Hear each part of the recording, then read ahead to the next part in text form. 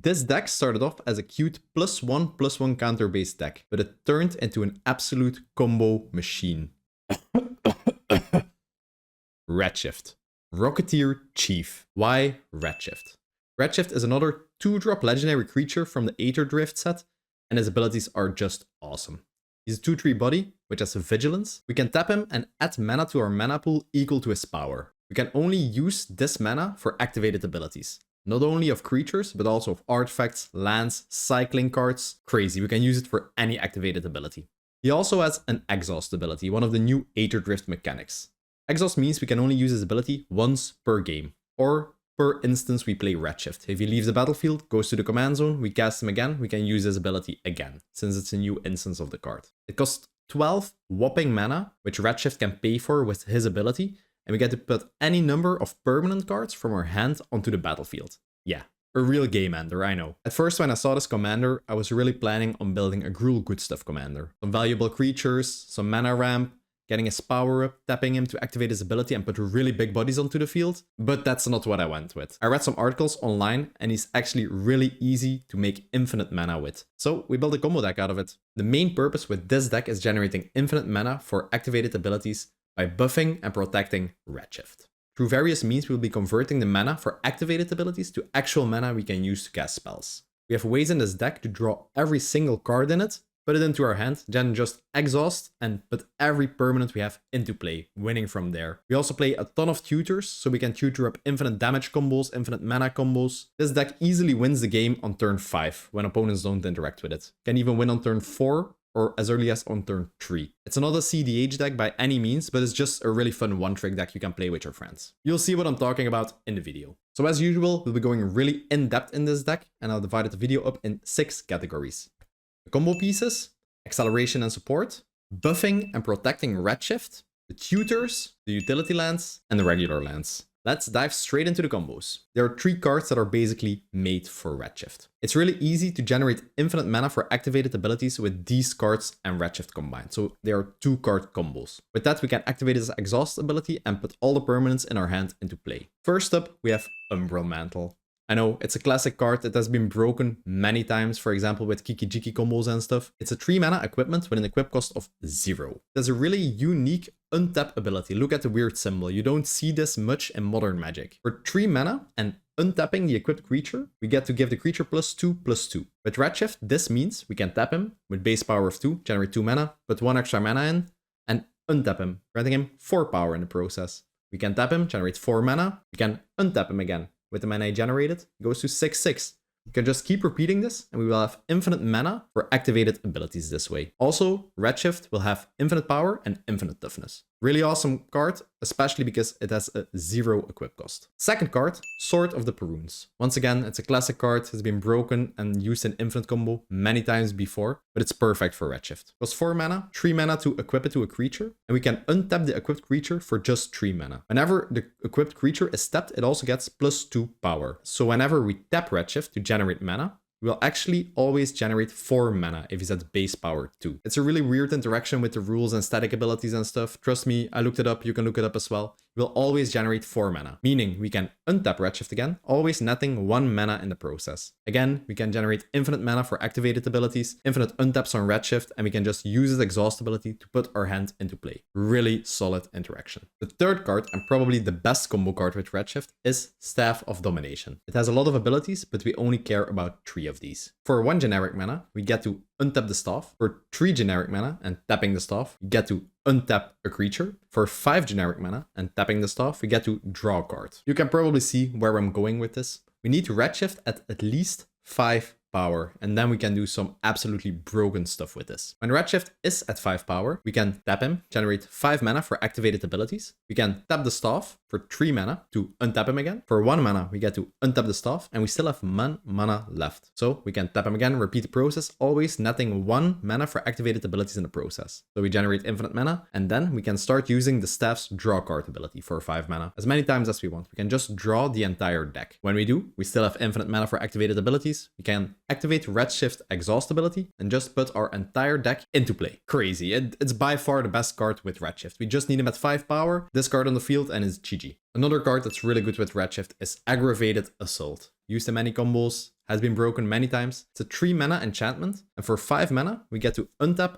all our creatures and also have an additional combat phase after that. If Redshift is at least at 5 power, we're able to generate infinite combat phases and keep untapping him. We will not win by this, but infinite combat sounds pretty nice. If someone doesn't have blockers, you can just immediately take him out. If Redshift is at 6 power or higher, we get to untap him infinite times, also get infinite combat phase, and we also net 1 mana for activated abilities in the process. So infinite mana for activated abilities, infinite combat phases, infinite untaps. You'll see in this deck, we'll find a way to win from there. Now, how do we actually win with infinite mana for activated abilities? Most obvious, Walking Ballista. For 4 generic mana, we get to put a +1/+1 counter on it, and we can just ping all opponents down. You can make it an infinite body, ping infinite times. Yeah, it's Walking Ballista. Very solid card in general, especially in Redshift. Another awesome card from the Aether Drift set I have never even noticed before building this deck is Beast Rider Vanguard. It's 2-drop with an activated ability that costs 5 mana. We get to look at the top 3 cards of our deck and put any permanent from amongst them into our hand. Rest goes to the bottom of our library. If you have infinite mana for activated abilities, we get to put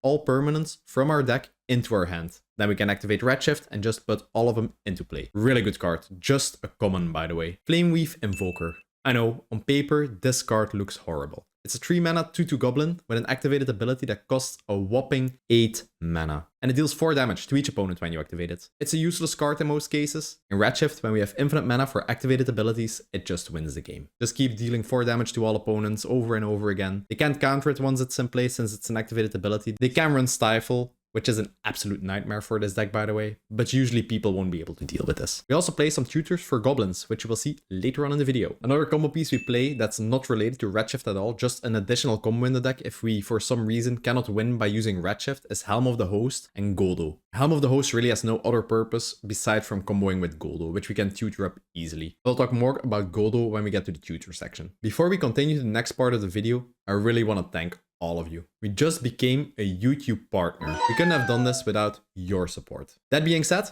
don't forget to subscribe to the channel if you haven't yet and click the like button below this video. Let's get into the acceleration and support cards. In this deck, we play 4 mana dorks. First up, classic card, Birds of Paradise, 0/1 flyer, serves as a blocker and can generate green or red mana, whichever we need. Llanowar Elves, obviously the classic mana dork. Same story goes for Elvish Mystic, also classic mana dork. Delighted Halfling, probably one of the more well-known, more recent mana dorks. 1/2 body, very solid toughness. Can tap it for colorless, or we can tap it for any color for a legendary spell, and it can be countered. As mentioned before, Redshift's ability not only grants you mana to activate creatures' activated abilities, it also works for artifacts like Chromatic Sphere, Chromatic Star. Usually, these just filter your mana. You put 1 mana into them, tap them, sacrifice them, and draw a card, and you get mana of any color. It doesn't accelerate you. Now just imagine you play this, and you use Redshift's mana to activate these. They actually grant you a mana and draw you a card. These cards are very solid without Redshift, don't get me wrong. They replace themselves, fix your colors,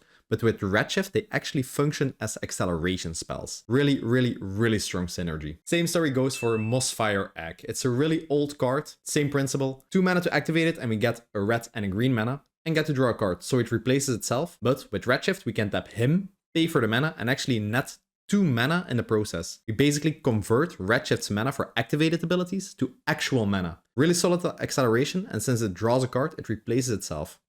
Since we are a combo deck and we really have to dig deep for certain cards, we play Fateless Looting. Draws 2 cards, discards 2 cards, we can flashback it. Perfect card advantage for a Redshift deck. We're kinda limited in card draw since we play green-red. Redshift can generate a ton of mana for activated abilities really easily. But we do need ways to convert this mana into actual mana we can use to cast spells, not only activated abilities. Magus of the Candelabra. It's a card that converts activated ability mana into actual mana by untapping lands. It's a really good card. We can also equip it with Umbral Mantle, for example, to just make infinite mana or an infinite body if we don't have access to Redshift. Orcish Lumberjack. I get really excited when talking about this card. It's one of the best mana dorks that's ever existed. Imagine this. You play a mountain on turn 1 and drop Orcish Lumberjack. Turn 2, you play a forest. You tap the mountain and the forest, generating 2 mana. Tap Lumberjack, sacrifice a forest, gain 3 additional mana, and you have 5 whopping mana on turn 2. It's crazy in combo decks, especially in this one. It's basically like cheating 2 Sol Rings into play.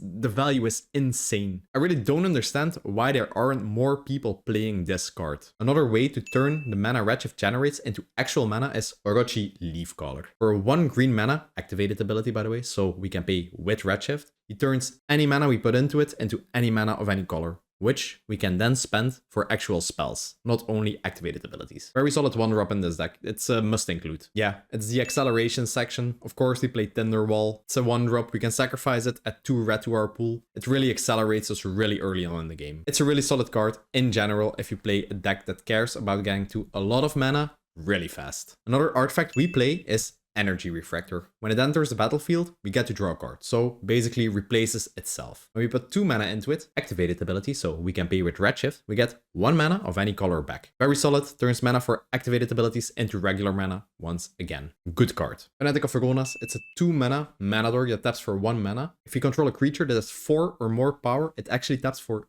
4 green mana, which is crazy. We play a lot of buff spells for Redshift, so we will be having a creature that has 4 or more power most of the time. On top of that, it also has the Eternalize mechanic, which is, you guessed it, an activated ability. So when this is in our graveyard, by it dying or by fateless looting it, you get to Eternalize it for 4, make a copy out of it, and yeah, we just get a mana dork. It has a use in our graveyard. Gruul Signets, yeah, the Signets are played in most decks, but Signets actually have an activated ability. They don't just filter mana and grant 1 additional mana. When we pay with Redshift, a Signet actually nets us 1 mana in the process, so it gives a mana more. It actually ramps us faster with Redshift on the battlefield. Crazy good combination. Marvin, the Murderous Mimic. I remember when we opened a Duskmourn box on our channel, I already mentioned it. It's one of my favorite cards ever printed, and it's oh so strong in this Redshift deck. It's 2-drop, 2/2 artifact creature, and it just gets the activated abilities of all other creatures we control. It can be a mana dork, it can be a combo engine, it can be a goblin engineer. It's basically anything. You can even use Redshift's ability on his body. It's just a good value card in an activated ability deck. Bark Form Harvester. I know you probably think it's a squirrel. It's actually a changeling, so it's every creature type. We do play some goblin-specific tutors in this deck, so it's really relevant. We mainly play it for its ability. For 2 mana, we get to put any card from our graveyard on the bottom of our library. As mentioned before, we're a combo deck, and if all our combo pieces are in the graveyard, it's game over. This deck has no other ways to win. So we do need some forms of recursion to get these back into our deck, and get to draw them again, combo again, and win that way. A very good recursion engine we can just tutor up. 1000-year Elixir. Obviously, we're going to be playing it in an activated ability deck. It allows us to activate the abilities of our creatures as though they had haste. So when a mana dork hits the battlefield, we can tap it instantly to generate mana, or any of our other activated ability cards. Also, for 1 generic mana and tapping it, we get to untap a creature, which might be relevant with one of our mana dorks or Redshift. Probably the weirdest card draw spell you've ever seen, Garruk Primal Hunter. We don't play him because he's a planeswalker and generates value and all that stuff. We just play him for his -3 ability. When we activate Redshift's Exhaust ability, we get to put all the permanents from our hand into play. Redshift will probably be at 7 billion power. With Garruk, we can just use a -3, draw that many cards, and basically have our entire deck into our hand. Very solid card draw option for Redshift. That's it for the acceleration and support part of the video. Let's get into the buffing and protecting Redshift part of the video. As mentioned before, we need to get his power up by buffing him, and he will also have a big bullseye on his back once he hits the table, so we also run a ton of protection spells for him. First up, Blossoming Defense. It's an awesome card, gives Redshift +2 power, +2 toughness. We usually have to get him to 4 to 6 power to actually combo off. Just for 1 mana, Hexproof prevents a removal spell from killing Redshift. Probably one of Jig's most played cards is Commander Plate. It's a 1 mana equipment. It gives +3/+3, which is usually sufficient to combo with Redshift, and gives it protection in Redshift's case from white, black, and blue. Most removal spells are in these colors, so it's just perfect for a Gruul deck. For 3 mana, we get to equip it on Redshift. And also remember, equip costs are activated abilities, so we can actually tap Redshift to pay for the equip cost. Really, really, really solid card. Another sort of egg we play is Implement of Ferocity. It's a 1 mana artifact, which we need as many artifacts as possible since we play Goblin Engineer. For 1 green mana, we get to sacrifice it and put a +1/+1 counter on target creature. Usually will be Redshift to boost his power. When it enters a graveyard, we also get to draw a card, so replaces itself. This is probably Giant Growth, but just better. Might of Old Kurulza. Love the art, by the way. Gives a creature +2/+2 for 1 mana, pretty bad deal. But if we cast it in our main phase, it actually grants +4/+4. We will usually be comboing off in our main phase anyway, so it's one of the better pump spells in the deck. We can also boost Redshift's power with enchantments like Rancor. 1 mana gives it +2/0 and trample. When Rancor gets put into our graveyard, it gets returned to our hand instead. So if Redshift dies, we just get Rancor back. Takes him to 4 power, which is usually enough to go infinite with. I think this is my favorite pump spell in the deck, Reckless Charge. Again, I love the art. For 1 red mana, it gives +3/0 and haste, which is really relevant in some cases. And we can even flashback it for 3 mana. Yeah, it's just a really good buff spell overall. Probably one of the newer protection spells is Royal Treatment. For 1 mana, we get to give a creature hexproof and attach a Royal Roll token to it. Royal Roll token gives the creature +1/1 and Ward 1. Which again might be relevant in protecting Redshift and boost his power. We mainly play this for the hexproof just so that he cannot get removed. And I'm glad I never have to say Royal Roll token again, because it's a real tongue twister. Snakeskin Veil, +1/+1 counter, hexproof, perfect protection spell, also buffing Redshift's power permanently since a counter. One of the most cost efficient equipments in the game is Stitcher's Graft. So 1 mana equipment we can equip for 2 mana. It will give the attached creature +3/+3. Redshift will end up with 5 power, which is enough to combo with. It has some other lines of text. When it gets unattached, the creature gets destroyed, yada yada yada. Doesn't matter. When Redshift gets destroyed, we have a problem anyway. So yeah, it's just a really cost efficient card. Drop this on turn 1. By tapping Redshift for 2, you can just equip it to him. Tyvar Stance. It's a really crazy card. We can even cast for 1 mana, giving a creature indestructible and hexproof until the end of turn. We can also invest mana into the X, also buffing the creature. Protects Redshift and buffs Redshift. Really good. Vines of Vastwood. For 1 mana, basically gives a creature hexproof, but just to explain with more words. If you kick it for 1 additional green mana, the creature also gets +4/+4. Serves both as a protection spell and a buff spell. Conqueror's Flail. For 2 mana and 2 equip costs, this is really efficient. It boosts the creature's powers and toughness by 1 for each color we control among permanents. So probably +2/+2 for Redshift. Also prevents opponents from casting cards during your turn. Sort of a Grand Abolisher effect. Really good with Redshift. When you combo off, people will not be able to interact with what you're doing, so it guarantees a win. Another awesome spell that functions both as a pump spell and a protection spell is Overprotect. Buffs a creature with 3/3, which is more than enough, and gives it hexproof and indestructible, even preventing board wipes from destroying Redshift. Really, really good card. Also, the Shattered Spire.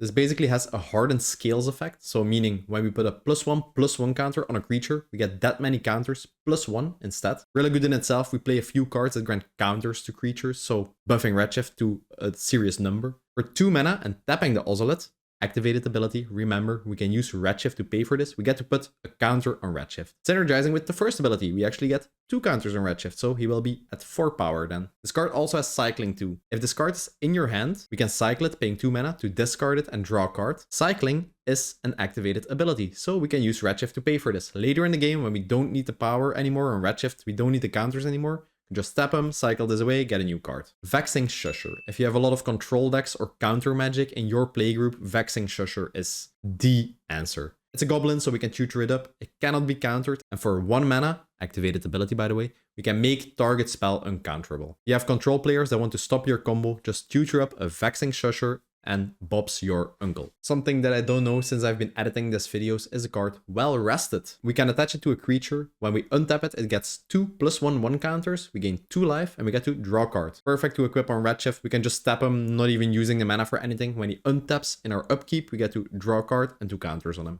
Beast Within. Obviously, I'm playing removal. I cannot build a deck without playing removal. We're a combo deck. We don't really care about what other decks do, but sometimes we just need to remove a key piece to prevent us from losing the game. Beast Within is perfect for that. Same reason, Chaos Warp removes any non-land permanent. Shuffle it in the library, they get a new one. If another player is comboing before we are, we need ways to stop it. You can't have a protection section without deflecting SWAT. Redshift is a vital part of the deck and we need him to stay on the board as long as possible. When Redshift is on the board, this card costs no mana and we get to change the target of any spell that's on this deck. Perfect if Redshift gets targeted by removal or bounce effects or whatever. Pyrex of Yavimaya. We have a couple of reasons why we play this card. First up, all our creatures get haste. This is really cool with our mana dorks with Redshift if we can get it out. If we manage to draw our entire deck and put all permanents into play, we also need something that gives them haste. So Fires of Yavimaya does that job perfectly. It also functions as a buff spell. If we sacrifice it, we give a creature +2/+2. This will usually be Redshift, again growing into 4 power, making it easier to combo with. Probably one of the most efficient pump spells ever printed, Invigorate. Costs 3 mana, gives a creature +4/+4. If we control a forest though, the spell can be cast for 0 mana. It's actually free. An opponent will just gain 3 life, which doesn't matter if we do 3 million damage with Redshift anyways. An unconventional pump spell we play is Briarhorn. It's a creature that costs 4 mana. When it enters, it gives a creature +3/+3 until the end of turn. Also has flash, so we can play it on instant speed. Due to the evoke ability, we can cast it for 2 mana. It enters and gets sacrificed immediately. But we do get the +3/+3 effect on a creature. Why do we play this? We play a lot of tutors that can tutor up creatures. And only creatures. So if we need a pump spell, we don't have it in hand. We only have a creature tutor, we can just go get this guy. My favorite Aether Drift dinosaur is Agonasaur Rex. It's a 5 mana, 8/8 trample, really good.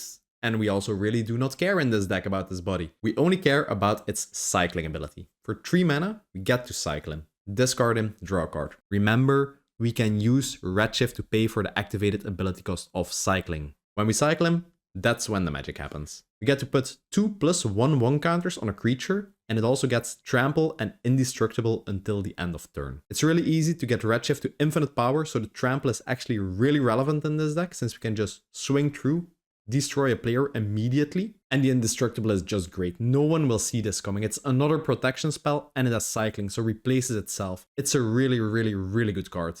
Very underestimated. And that's why it's my favorite dinosaur. Last card in this section is Return of the Wild Speaker. It has 2 functions in this deck. First up, we can give all non-human creatures we control +3/3. Awesome buff spell, sufficient to go infinite with Redshift. We can also choose the other option, drawing cards equal to the biggest power we control among creatures. When we get Redshift to infinite numbers, we can just draw our entire deck once again. If Redshift is at 8 power, we get 8 cards for 5 mana. Still pretty solid. It's a really good draw spell or buff spell in this deck. Versatility. Before we get into the tutor section of this video is based on our top 5 Aether Drift commander video. This is the 3rd commander we do a deck tech about of all the 5 commanders in our top 5. If you want to know which other commanders we'll be doing next, go check out that video. We still have 1 slot open for a deck tech about an Aether Drift legendary creature. So leave in the comments which Aether Drift legendary creature do you want to see a deck tech about. With that out of the way, let's get into the tutors.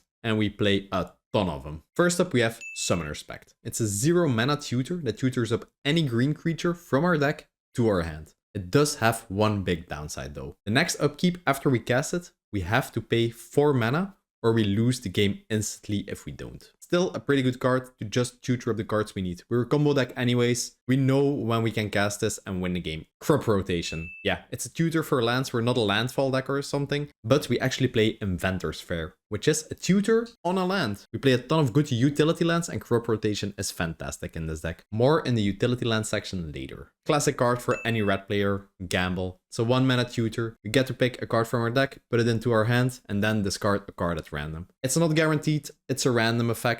Yeah. Welcome to playing red. Sylvan Tutor. 1 mana, green tutor. We get to search our library for any creature and put it on top. Basically the same card, just a different name is Worldly Tutor. 1 mana, search a creature, put it on top. My favorite tutor, Finale of Devastation. Costs 2 green and X. Tutors a creature straight into the battlefield, and we can tutor both our library and our graveyard. If X is 10 or more, which might be the case in this deck since we can generate infinite mana, all our creatures get +XX and haste. Just tutor up the key piece we need and it's directly onto the battlefield. Really efficient. I've probably said it a lot at this point, but this card is the best card in the entire deck. Without this card, the deck will not work. Just invest the money, get a Goblin Engineer, put it into the deck and play it. It is that good. And this is why. It's a 2-drop. It's a Goblin, so we can easily tutor it up with the card you'll see later in this section. When it enters the battlefield, we get to search our library for an artifact card. Then we get to put that artifact card into our graveyard. Very solid to get our combo pieces we need into our graveyard. But Dennis, how do we get the cards back from our graveyard? Yeah. Goblin Engineer has your back. For 1 red mana and tapping it, we get to sacrifice an artifact, which we play a ton of artifacts, and return an artifact with mana cost 3 or less from our graveyard to the battlefield. Just basically swapping an artifact in play and one in our graveyard. Goblin Engineer will always target Umbral Mantle or Staff of Dominion. We can cheese him into play. With Redshift in play, we will go infinite. It's the best tutor in the deck to get the key equipment we need. Invasion of Ikoria. It's another tutor. Fact that it's a battle we really don't care about. It's basically Finale of Devastation, allowing us to search our library or graveyard for a non-human creature with mana cost X or less and just put it into play. It's a very solid tutor. Not limited by colors or creature types since we don't even play humans. It's just very good. Reckless Handling. It's basically Gamble version 2. We get to search our deck for an artifact card and put it into our hand. Then we discard a card at random. It's like Gamble all over again. If we do discard an artifact card, so if we run out of luck and actually discard the card we just went looking for, it does deal 2 damage to each opponent, which is probably irrelevant in this deck. We really need ways in this deck to tutor up artifacts, since we do need them to equip to Redshift. Sword of Calling, classic card, 3 green mana plus X. We get to pick a creature card from our deck, put it into play when the mana cost is less than X. Also has Convoke, which we might use in this deck. Eldritch Evolution. 3 mana, we get to sacrifice a creature. This will probably be a mana dork in most cases. And get to search our library for a creature card with that mana cost plus 2. Once again, highest mana cost in our deck is actually 3 mana. So if we sacrifice a mana dork, we can just tutor our deck for any creature. The card I've been talking about the entire video, Goblin Matron. It's a tutor. It's a cute little goblin granny. When she enters the battlefield, we get to search our library for a goblin card, put it into our hand. We play a lot of goblins, we play a changeling. Perfect way to get Goblin Engineer into your hand. A tutor for a tutor. Seems like we actually do play one human. Imperial Recruiter. It's a 3-drop, enters the battlefield, tutors up a card with power 2 or less, which is basically 90% of this deck. Once again, a tutor. Birthing Pot, we get to cast this for 3 mana. The activated ability can be paid with Redshift. Remember that. We sacrifice a mana dork for 1 mana. We can get a creature of mana cost 2. Usually this will be Goblin Engineer. Last card in the tutor section is Goldo Bandit Warlord. I really wasn't sure in which category I should put this guy. It's a 6-cost card. Whenever he enters the battlefield, we get to search our library for an equipment card and put it into play. Umbral Mantle, Sword of the Perrunes, 2 combo pieces for Redshift. We can get both of those. As mentioned earlier in the video, we can also get Helm of the Host. Goldo and Helm of the Host actually is a 2-card infinite combo. So we play Goldo. Enters a battlefield and we get to tutor our library for any equipment card, which will be Helm of the Host. Put it into play, pay the equip cost and equip it to Goldo. When we go to combat, Helm of the Host will trigger. We will get a copy of Goldo. It will have haste because of the abilities of Helm of the Host. Copy enters. Again, we get to tutor our deck for any equipment card. Put it into play. Perfect to get the equipment out for Redshift later. Combat starts. We attack with a copy of Goldo. Goldo's ability says, when Goldo attacks for the first time each turn, we untap all Samurai and Ninja creatures we control, and we get an additional combat phase. We go to our next combat phase. Helm of the Host triggers, we get a copy of Goldo. Swing with the copy again, get an additional combat phase. So this means we will get 1 copy of Goldo attacking and attacking and attacking again, generating infinite combat phases. When someone actually has a blocker that can block the 3/3 copy of Goldo, we will not be able to win from there. But we do get to tutor all the equipment from our deck into play, and some people who don't have a 3/3 to block with, only have smaller creatures, will just lose 3/3 copies of Goldo, will just keep swinging at them until they lose the game. It's a combo not related to Redshift, but we play so many tutors, we play so many cards in this deck that support this, we need an alternate win con. Just in case Redshift is not enabled or he has been removed 10 times. As mentioned before, Redshift's ability doesn't only work on activated abilities of creatures and artifacts. We can even pay for the activated abilities on lands with him. Let's get into the utility lands. Arena of Glory. Enter stepped unless we control a mountain. We play a lot of basics in this deck, we play fetch lands, so it will be fine. We will usually control a mountain. We pay 1 red mana and tap it. We get to add 2 mana to our mana pool. The next creature who we cast will get haste if we use that mana for it.